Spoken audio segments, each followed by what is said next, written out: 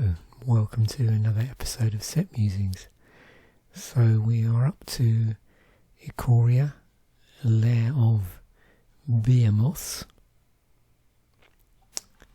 and this was released on the 24th of April 2020, I believe.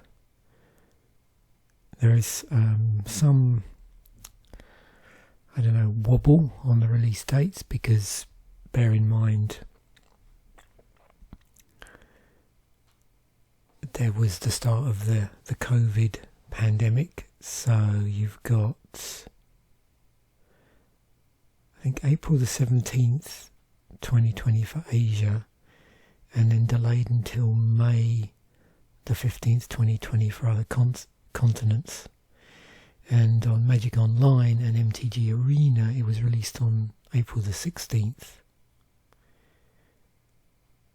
And then the cards became legal in standard and other formats on April the 24th. So yeah. There's also something unusual going on here. We've seen this in the past with Eldrazi cards. And you can see here, these are colourless creatures. They're not artifacts, colourless artifacts. They're colourless creatures, so in Magic sets when that happens they get put in front of the regular sort of Wooburg colours. And you can see they're all at common. So 111 commons in the set, 80 uncommons, 53 rares, 15 mythic rares, 15 basic lands. That forms the 274 cards that are in draft boosters. On top of that we have a buy box promo, 3 borderless planeswalkers, 35 showcase cards, 50 extended art cards, a bundle promo, 5 dark frame promos, and 18 box toppers. So yeah, we were truly starting to get into the realms of alternate artwork in here. And once I've sort of scrolled through here, just to give you an idea of the regular artwork, we'll start to go through those individual classifications, I think, because they did something else special here with the alternate artwork, and you'll see in a moment how that was classified.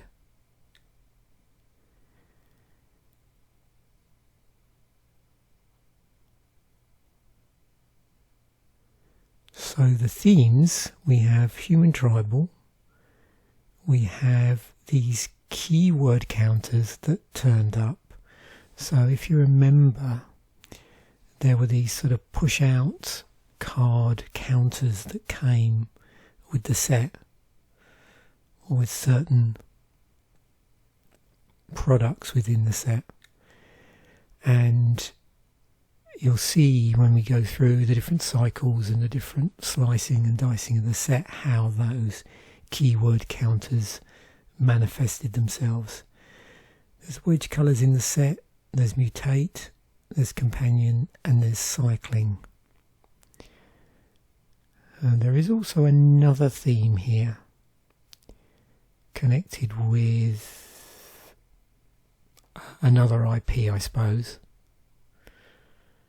And we'll see in a moment, no doubt, what exactly that is.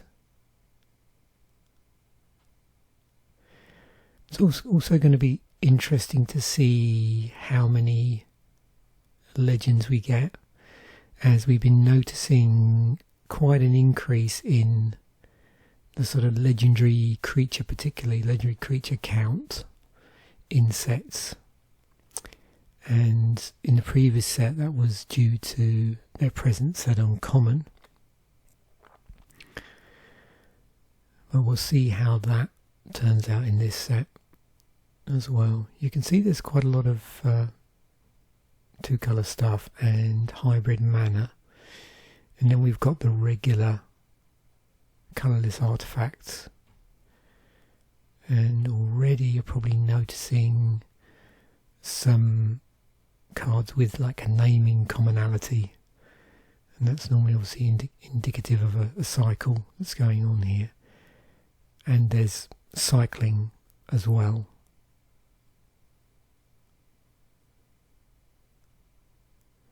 And then we're moving here onto the basic lands. Now I'll stop here for the moment. And just to give you some idea of what we're looking at. So set number up to 274 were the cards that were in draft boosters. Above that we've got 98 cards that fit into all those other categories I rattled off. And to give you some idea of the categories, let's have a look. So in boosters, buy a box, borderless planeswalkers, showcase cards, extended art cards, promos, Godzilla series monsters, card variation, something just called that Scryfall have called cards, and then also alchemy cards. So let's have a look and see how that maps to the terminology that I mentioned earlier, which was used by MTG Wiki. So we've seen the in-booster stuff. Let's look at buy a box. So there's definitely one of those. 3 borderless planeswalkers. 35 showcase cards. So this is what the showcase cards look like. And the point with the showcase cards is, there's connections, I suppose, to the masterpieces if you go back far enough. In terms of the idea was that there was a consistent, unique artwork for that particular showcase in that particular set. Consistent style, I meant to say there actually. But here what we're doing is we're seeing cards within the set. The masterpieces had a slightly different card selection. Here's our extended art cards. So 50 of these.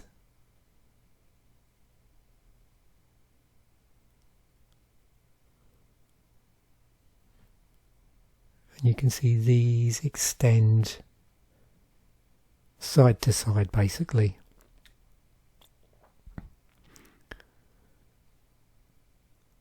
So a lot of those, 50 of those.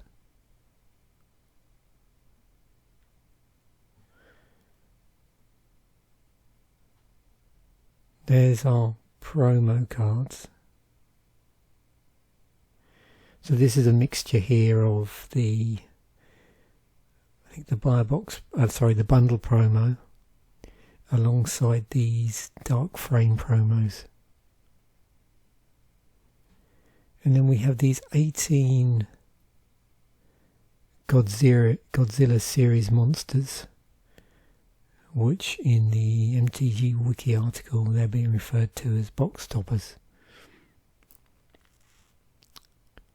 And so what they've done, you can see here, it's got the original name as it would appear on the card if you were to open it, say in a draft booster, and then they had the Godzilla themed renaming.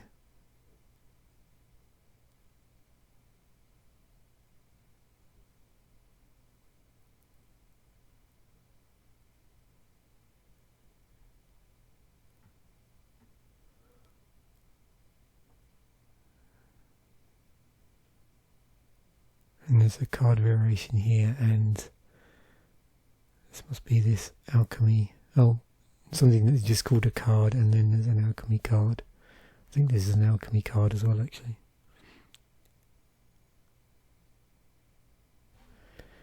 Okay, so 33 reprints in the set. So that's actually quite a high number of reprints.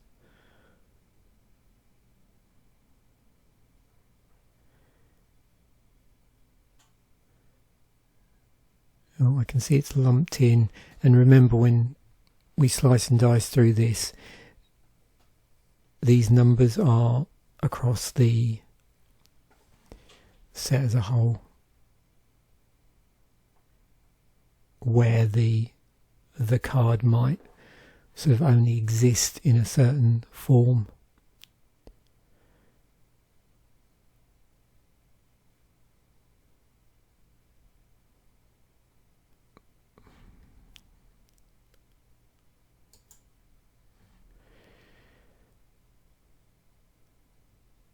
So we have 229 cards that aren't reprints. And again here it's going to lump together all the different variants as a single entity. If I wanted to see in total, then I switch it to unique art.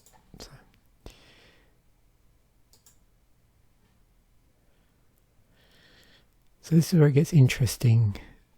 So these cards both have no specific colour in the casting cost, and there's no additional colours utilised in the rules text. And you can see there's the 3 colourless creatures but aren't artefacts, and then you have the artefacts as well. So 7 in total that fit into that totally colourless colour identity. 5 cards which have no specific colour in the casting cost but reference a colour, in this case generating colours, in the rules text. We have 168 cards where the casting cost colour matches the colour identity, which means there isn't a different colour in the rules text anywhere for those 168 cards. They're all totally monocolour. Then we have 5 cards where there might be a certain colour in the casting cost. In this case these are all monocolour cards from that respect, but there's a different colour in the rules text. So this is actually, these have just trying to work out quick if I can, white, black, red. So that would be, is that a wedge colour identity? I think I've got that right. Green, blue, black. Yeah. So I'm going Wooberg in my head. Yeah. And that would make sense because I said there was a wedge colour theme in here. 43 2-colour cards, and I'm referring here to the fact that they have 2 colours in the casting cost. You can see there might be cards like this which actually are Wooberg, but I'm always fascinated by the 2-colour cards in the casting cost because of that mapping to things like draft archetypes, things like that.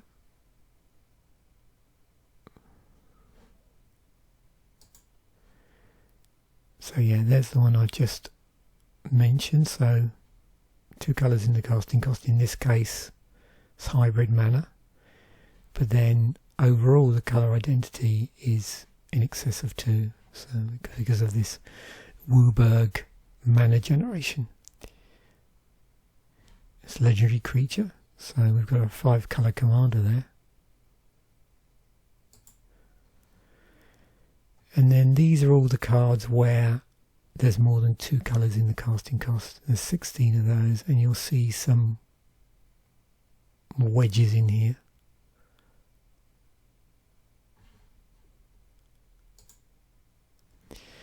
So 41 white creatures, and a mixture here of humans. We got cat, fox. Oh, there's a nightmare squirrel. More cats. Dinosaurs.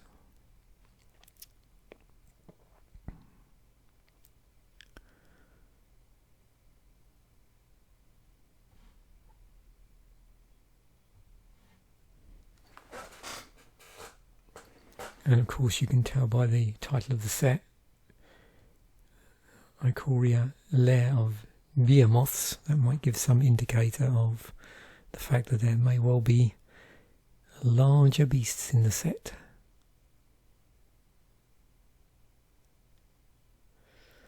some interesting 2-colour, 3-colour dinosaur cat nightmare and a cat nightmare beast. Elemental dinosaur cat. So they were definitely going for the hybrid creature types here. Bird serpent. Bird goat. Was there a bird goat nightmare? We'll have to see. 33 creatures in blue that have blue in the casting cost. Birds, crabs, leviathan. There's elemental jellyfish. Oh, shark beast. There's a frog.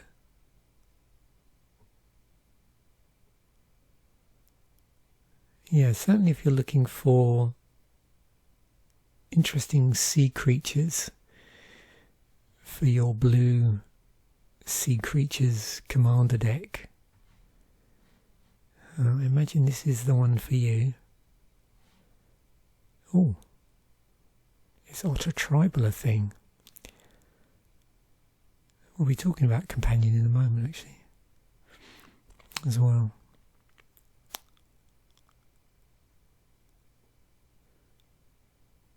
So some of these we would have seen already because these have white in their casting costs.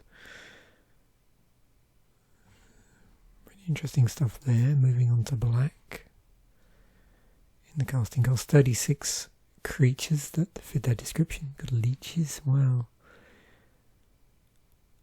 Nightmares, insects.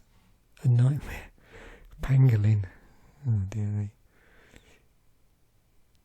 If there's a nightmare badger in the set.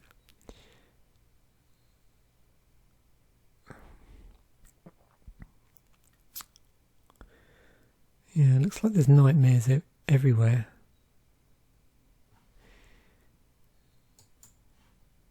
And then 35 creature cards with red in the casting cost.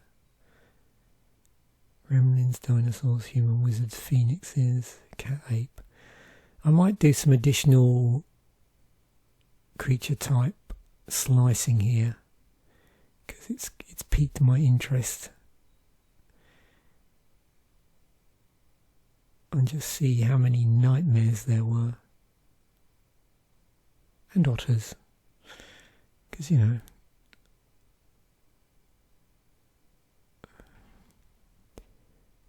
and then into green. Yeah, this is all over the place. There's a mole in the set.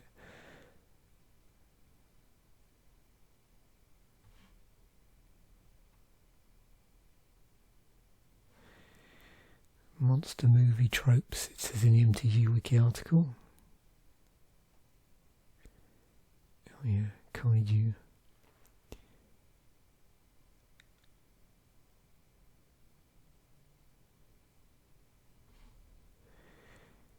Ikoria is a plane of beasts and monsters.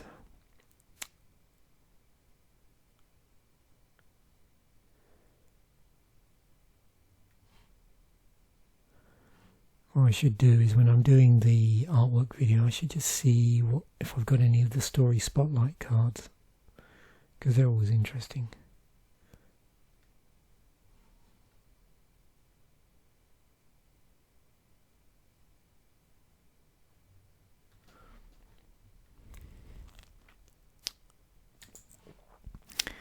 Okay, 11 cards where the casting cost is above 6.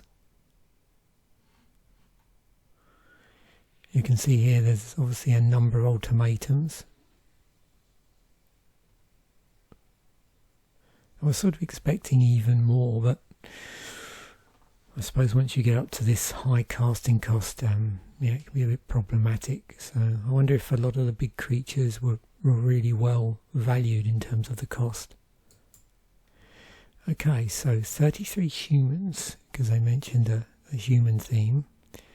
So what do we got? White, a couple in blue, some black, a couple in red, green, and then these hybrid mana ones, and then also regular 2-colour stuff. So I'm wondering, we did see a lot of nightmares. So there were 18 nightmares in the set. And what about 2 otters? Did we have any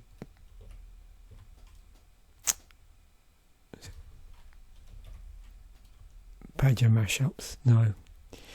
Good to know. We didn't get any badger sharks or anything unusual like that.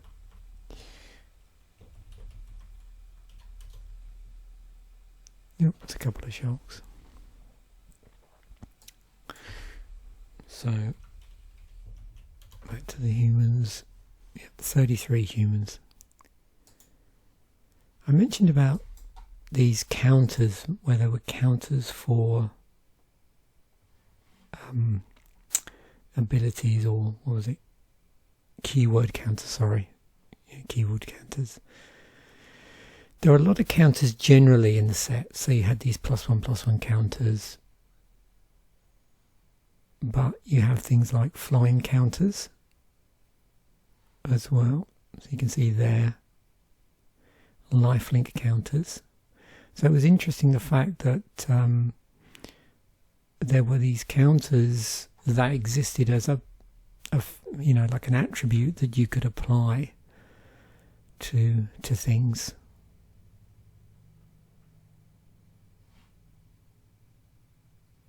And yeah, I was trying to think of the term they use, those punch cards. So the double-sided keyword counters. So we had First Strike, Flying, Menace, Trample, Lifelink, Death Touch, Hexproof. I already mentioned Flying actually. Reach and Vigilance and +1/+1 as well. Both was your choice, yeah, so you get to choose, which is pretty cool.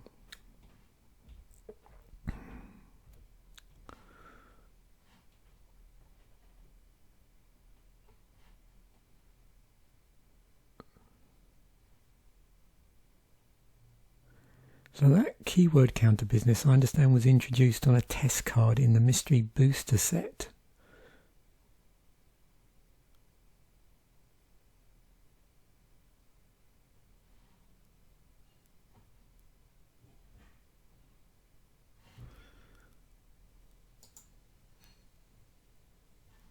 Here's our 3 colour cards.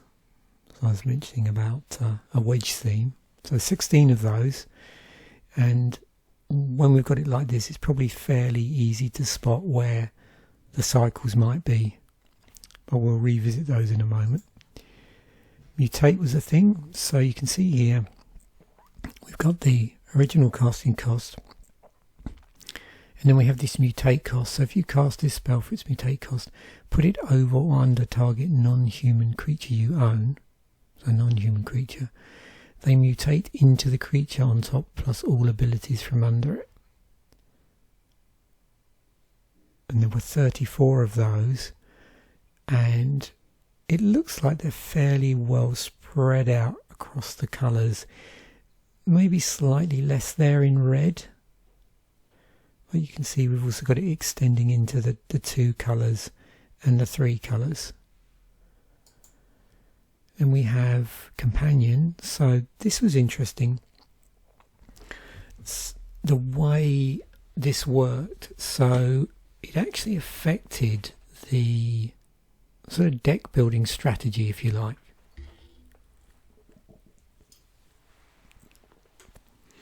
So let's have a look at a few of these. I'm not going to go through all of them, but there were 10 of them. So you can see here on this one, it says your starting deck contains at least 20 cards with more than the minimum deck size. If this card is your chosen companion, you may cast it once from outside of the game. So you have this scenario where you've got the composition of your deck based along certain deck composition rules, allows you to then cast this card from outside of the game. And we'll see how many of these ended up getting banned, or obviously by what they're implying make them effectively non-playable in certain formats maybe as well. So we'll see how that pans out. But yeah, it's an interesting thing to do. I don't know quite how successful it was. 47 cards with cycling. Yeah, cycling was all over this set. And I don't know if it was like other sets with cycling. Some of the cards that had cycling on them, it seemed to bump up the price like more than you would expect, or well, say more than you would expect, to more than it would be usually. Weren't these quite pricey at some point, where you've got like tap lands, but they were. In fact, let's just jump in and have a look. Yeah. So we have a tricolour tap land at rare with cycling. It'd be interesting to see how that compares against, you know, if there's ever been a similar card. I think what else helped here is the fact that it has like named land types on it as well, which makes that interact well with other cards where you have to sort of go after a particular type of land. So that must have also had an effect on the prices of the cards. So moving into cycles now, we have this cycle of Mythos. So 5 rare mono-coloured spells that become better if the associated wedge mana was also spent to cast it. They've all got Mythos in the title.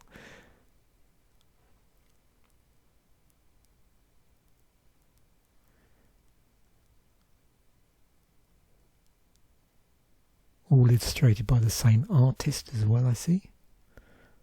And that's something you see in Magic occasionally, where an artist will illustrate a complete cycle. So we've got 5 rare mutants, 5 rare creatures with mutate.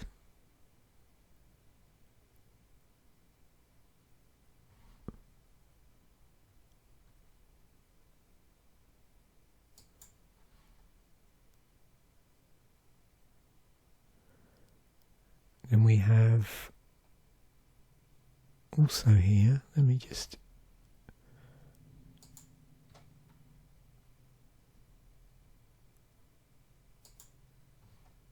make sure I didn't double up there.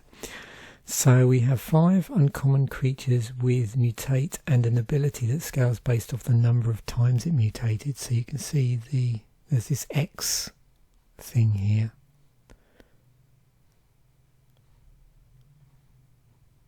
Based on if it mutated.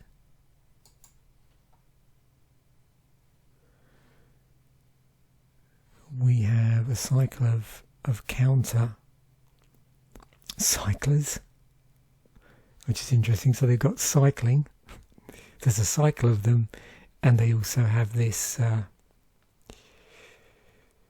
sort of keyword counter.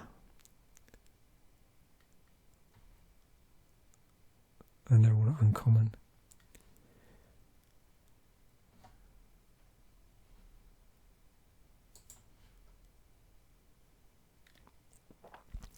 Cycle of mentors. Uncommon humans that when they enter the battlefield put a given keyword counter on a creature and tap to put a +1/+1 counter on creatures with that keyword.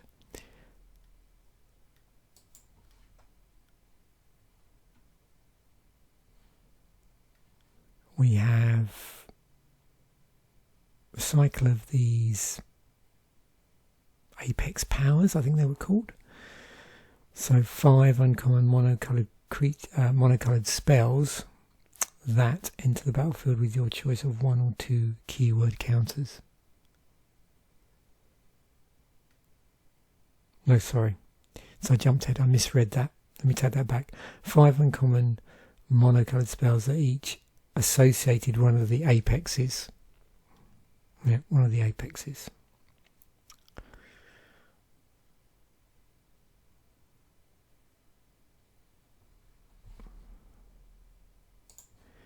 These are the ones that the modal creatures. So 5 common creatures that enter the battlefield with your choice of one of 2 keyword counters.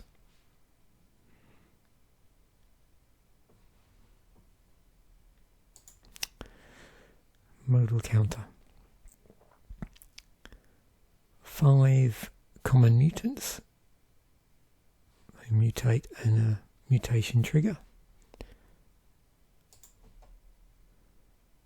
Another cycle of commons, so keyword bonus spells. These are non-creature. And they reward having one of the 5 keywords supported.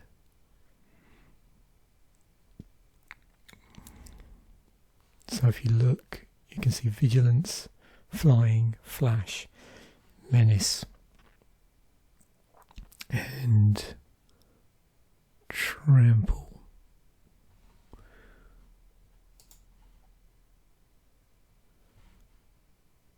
Keyword lords, so 5 rare allied coloured creatures, each one of which has an evergreen keyword ability and cares about creatures you control with that keyword.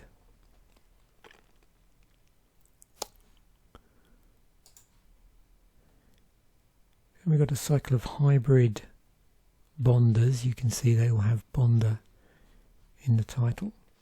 They all have hybrid mana, and they're all allied colour humans, and they all care about creatures you control with a specific evergreen keyword. So again, we've got flying, flash, menace, trample, and vigilance. Okay, looks like a cycle here of mythic humans. 5 mythic rare enemy coloured legendary human creatures.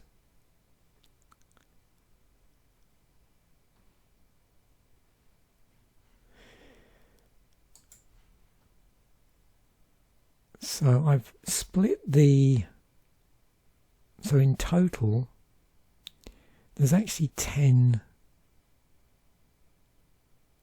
signposts for the draft archetypes, but they've done this slightly differently in this set in terms of, if you look, you can see both cycles map to the same two colour combination, which is enemy colours. So for the uncommon enemy coloured creatures,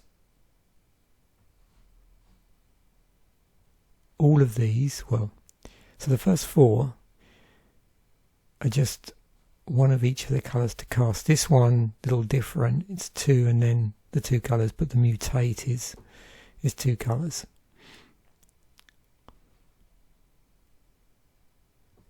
And so these are designed to take you down a certain, path, if you like.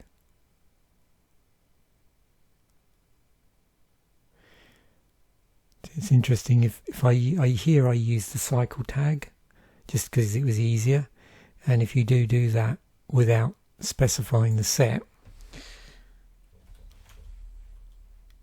even though it specifies in here, so if I change this now, you'll see the difference. There you go. It gives you the most recent card if you just use this. So yeah, I may have inadvertently done that for other things. You can see there wasn't actually much difference. It's just slightly in the shade there, and obviously the number down here. It's the same card.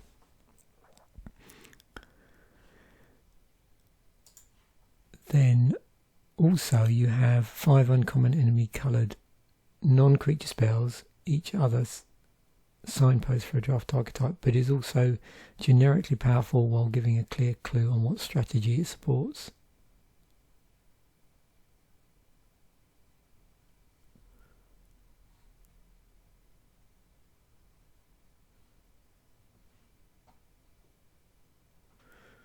Let's see if I can.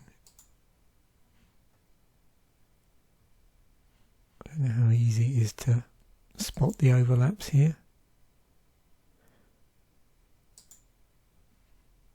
So you can see here we definitely got some graveyard shenanigans going on. Here we've got stuff going into the graveyard. Here we've got stuff coming out.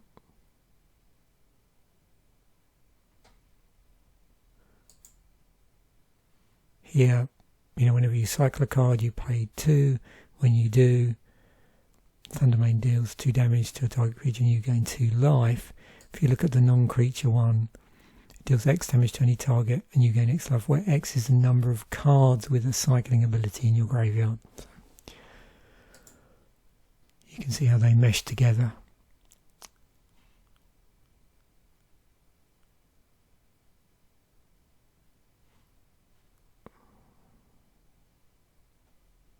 Did I jump ahead a little bit without thinking here? I may have missed out something by accident. Yep. So I didn't talk about these. So these are 5 uncommon enemy coloured creatures, or with a mutate cost that uses hybrid mana, giving them broader use in limited formats.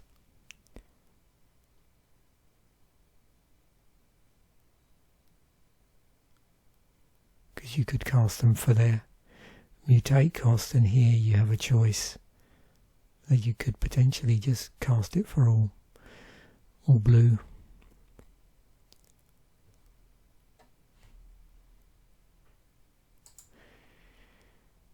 So these are the apexes. 5 mythic rare wedge coloured legendary creatures with mutate, a secondary mutate ability, and have the 3 dominant creature types of their colours.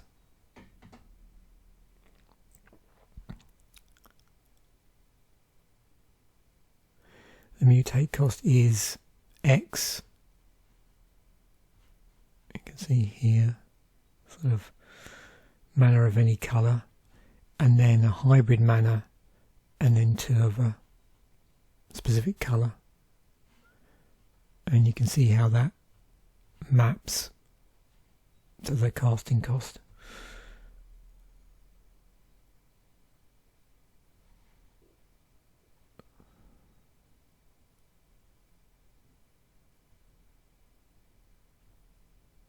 So if you're going to mutate them, you can mutate them with just access to 2 colours.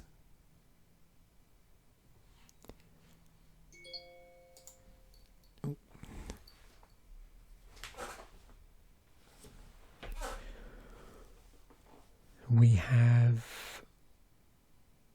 5 ultimatums.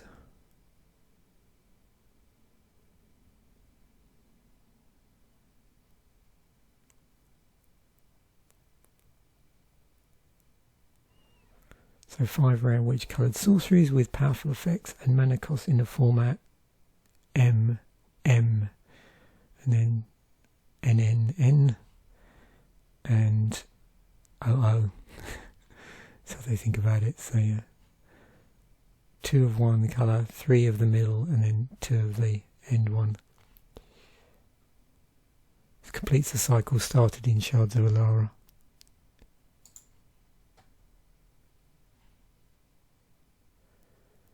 Cycle of 5 rare wedge coloured enchantments.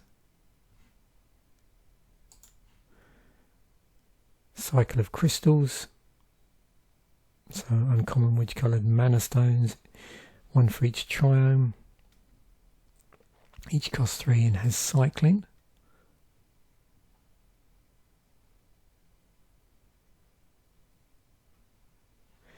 And a triome refers to one of 5 major geographical regions.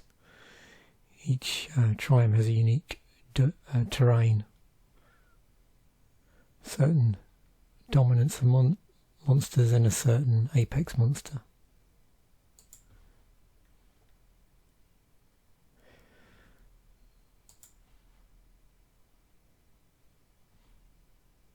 And then we've actually got these 5 rare wedge coloured taplands, 1 for each triome. They've got triome in the name, and each has 3 basic land types associated with their colours and has cycling as well.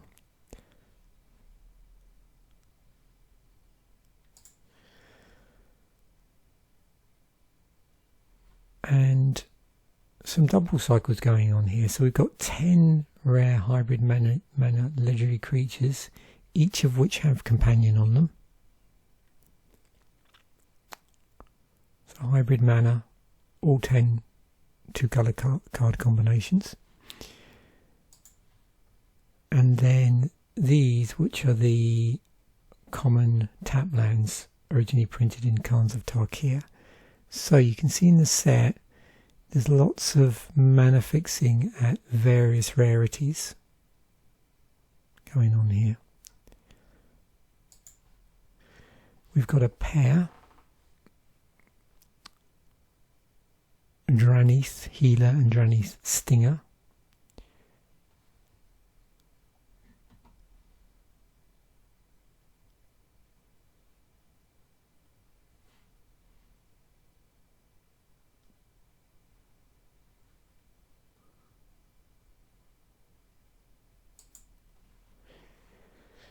So 17 mythic rares in the set.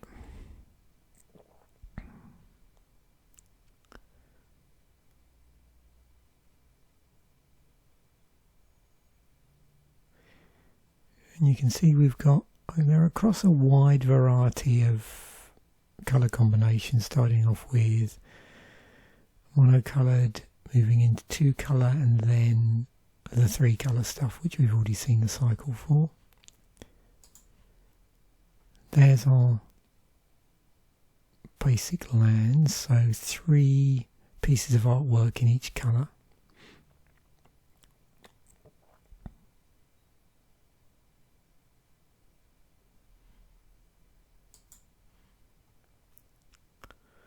We have 17 non-basic lands in total. So we've obviously seen these 2-colour gain lands. We've seen the triomes. The 2 we haven't seen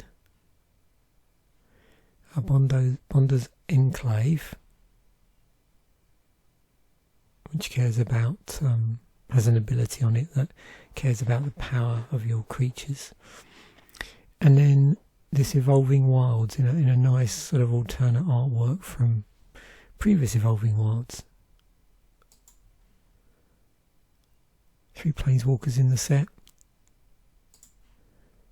35 legendary that are not Planeswalkers. So let's see if we've got anything here that isn't a legendary creature. Oh yeah, the Ozolith, which is a legendary artifact. Now apart from that, it looks like these are all at rare or above. So there's just a lot of them, relatively speaking, at the higher rarities, as opposed to there being a lot because there's any here at uncommon, which there isn't. So 15 enchantments.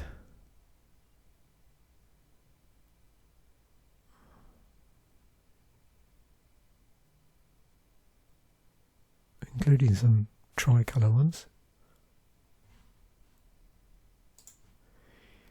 7 auras, including pacifism.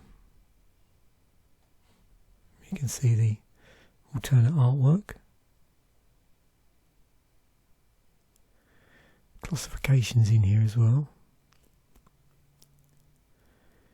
And apart from this one, they all enchant creatures. This one does a land.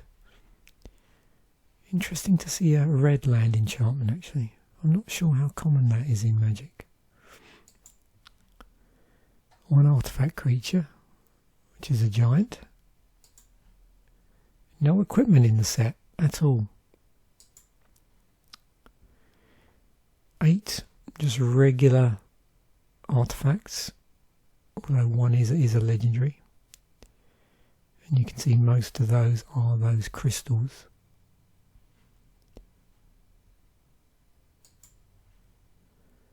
.42 instants, and I imagine a number of these revolve around maybe humans or conversely large creatures. stapled to, you know, the sort of things you see at instant speed in sets. But yeah, it looks like there's a lot of higher values involved here, and cycling as well, put together with other stuff and the counter thing. So yeah, it's definitely a set where you're seeing that,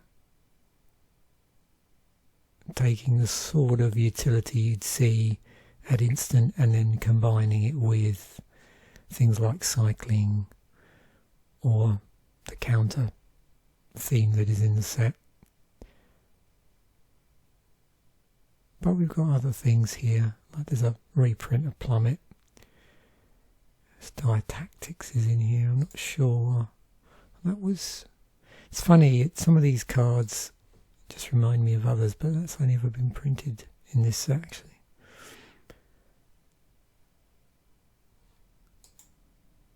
This was Wilt. But you've got, you know, green, artifact and enchantment, destruction teamed up with cycling. 30 sorceries.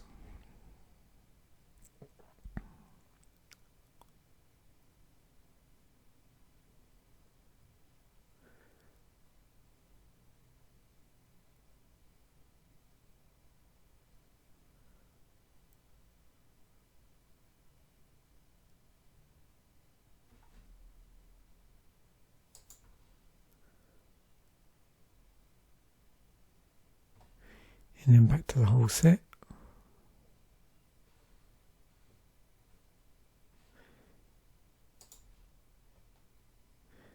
So yeah, I think this could get interesting with the price analysis. So it'd be no surprise to see we've got these fancy, like Godzilla inspired cards.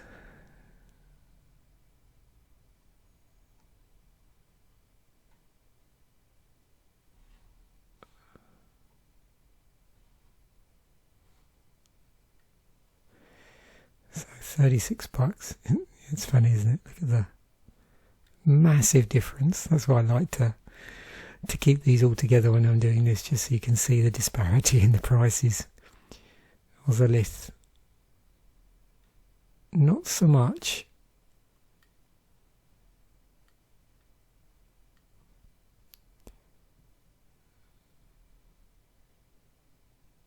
Yeah, I suspect we're going to see all of the extended artwork here and all of the special reprints before we get down to $10. And you say, here's the triomes,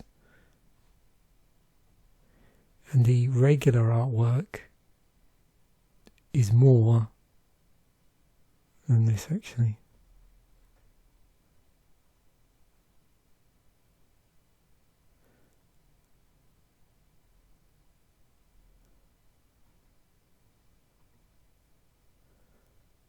Field Artisan.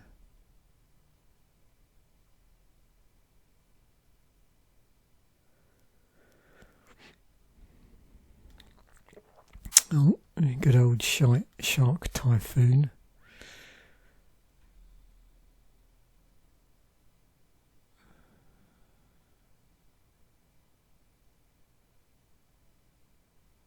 Yep, so you can see the prices on the secondary market. Yeah, we're going down quite far here before we're going to get to the $10 threshold, just because of all those variants. Still hovering around $13 here. Looks like we've been through all of the triomes now and their variants, I think. Wow, so it's unusual to get to a point where I've got to go to the next page actually before it gets below $10. You can see some of these are banned in certain formats. I forgot to look to see whether any of the companion ones had a lot of bannings in them or not. I'm sure we'll come across some more of those.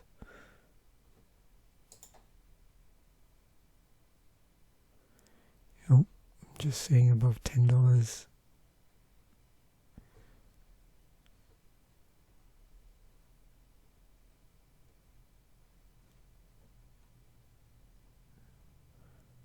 Shark Typhoon again. Oh, we're getting there. Oh, there's another triumph. So hanging on in there. Space Godzilla. Funny. And we get to Rodan in the special artwork, and we drop below 10. Yeah, so just look how many times we've seen all the different variants. If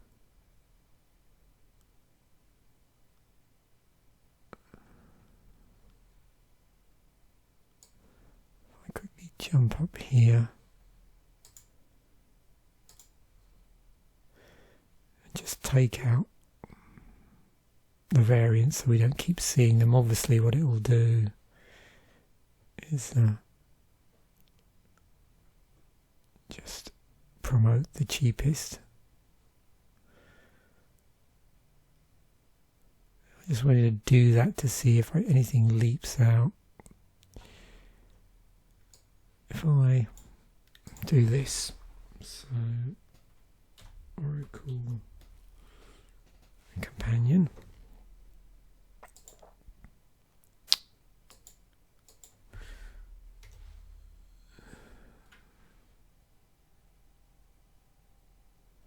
Oh, Laris. Okay.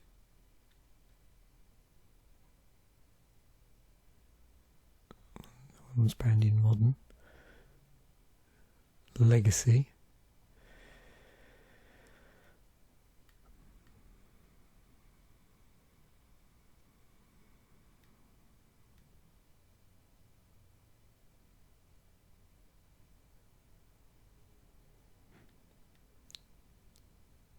Lutri. Oh, isn't that a shame?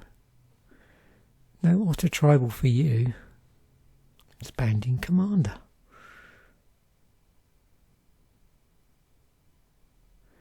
Each non-land card in your starting deck has a different name.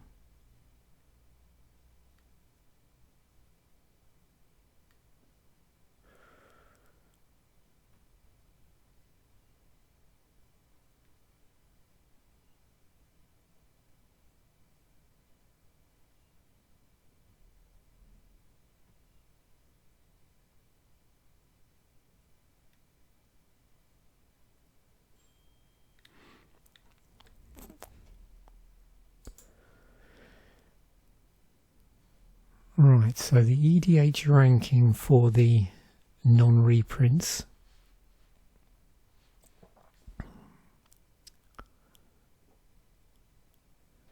Got Dranith and the Triumph sort of bubbling to the top here.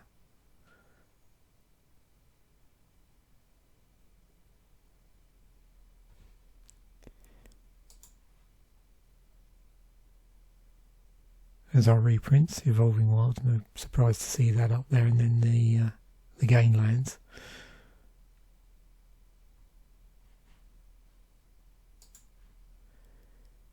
And then meshed together, Evolving Wilds, top of the list, and then the stuff that is new to Magic at this point in time.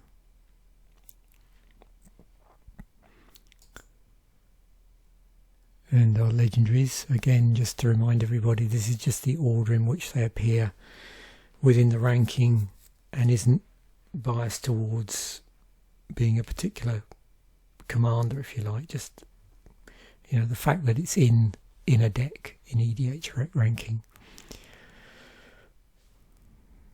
regardless of whether it's a commander or not. So, Kogla, the type nape, comes out top.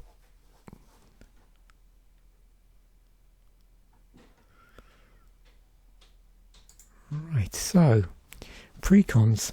So this was interesting. Planeswalker decks had been discontinued, and what they did here was there were 5 commander decks. It just so happened that Commander 2020 happened to align or they aligned it up with the release of this set. So what you ended up with is 5 decks that were set in the world of Ikoria, but the reprints could be from anywhere. There are a handful of cards from the main Ikoria set that were reprints, but that's a fairly small number.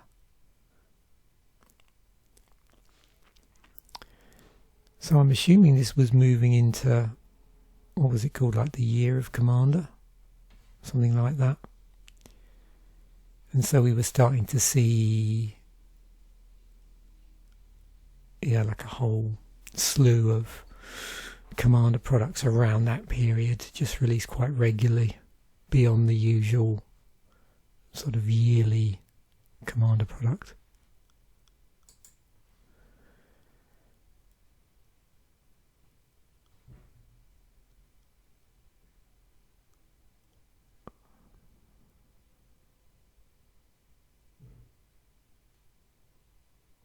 So what do we have here?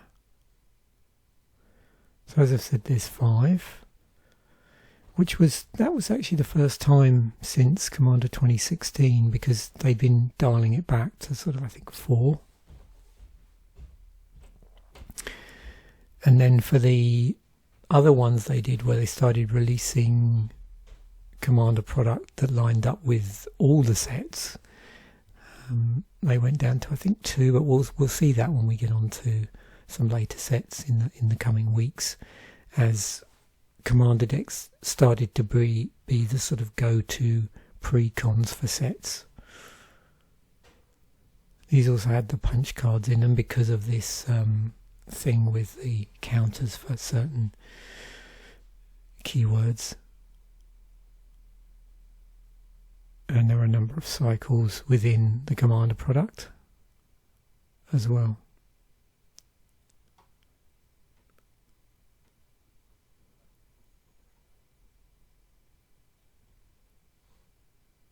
I'll just bring up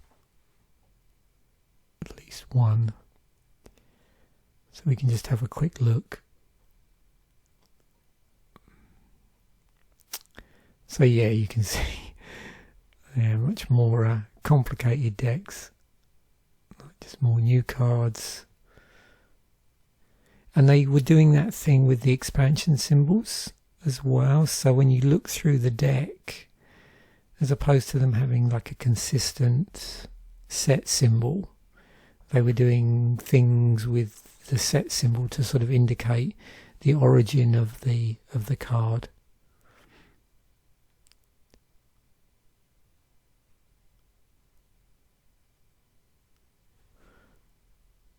So, what have I chosen for this week's Commander Durdle? I went with Nethroi Apex of Death. I wanted to have a go, see what it would suggest for a mutate deck. When we come to doing the gold fishing for this, it will be very much me just looking and seeing what the opening hands are like and what the draws are like, really. This could get very tricky to illustrate in a goldfish scenario, but you can see I've pulled in most of the mutate creatures that are on colour for this, but we'll obviously revisit the composition of this starter seed once we get on to that particular video. So thanks once again for watching. Bye for now, and I will catch you in the next video.